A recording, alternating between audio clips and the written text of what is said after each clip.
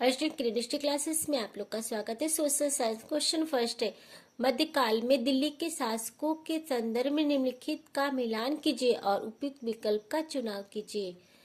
Column A, column B. Tomar, Anangpal Chauhan, Prithviraj Chauhan. ठीक है, तो तोमर हमारा संबंधित है आरंभिक 12वीं शताब्दी 1165।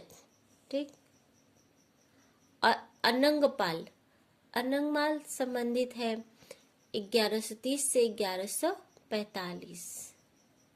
ठीक, चौहान वंश संबंधित है हमारा 1165 से 1192।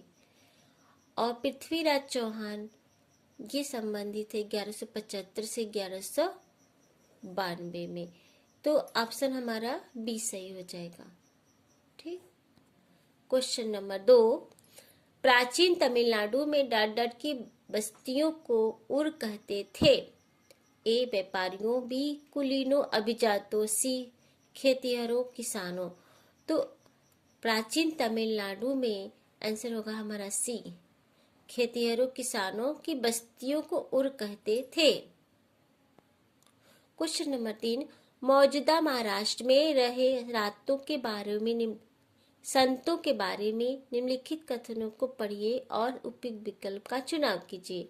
ए 13वीं से 17वीं शताब्दी में हुए कवि संतों ने सभी प्रकार के कर्म कांडों और जन्म आधारित अंतरों का विरोध किया। बी इन कवि संतों ने रोजी रोटी कमाने और विनम्रता पूर्वक जरूरतमंद साथी व्यक्तियों की सेवा करते हुए जीवन बिताने को अधिक पसंद किया।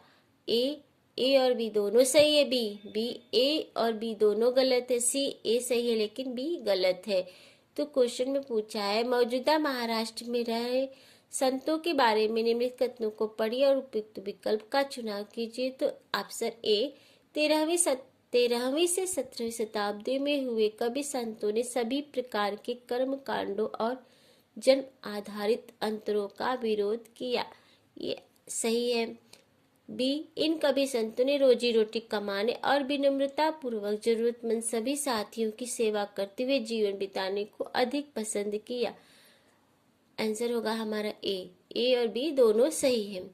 क्वेश्चन नंबर 4, जिस स्थान पर कोई नदी किसी अन्य जल राशि से मिलती है तो उसे कहते हैं डेल्टा, तटबंध, चाप झील, डी नदी मुहाना। तो जिस स्थान पर कोई नदी किसी अन्य जल राशि से मिलती है उसे कहते हैं डी नदी मुहाना। Please like and subscribe this channel.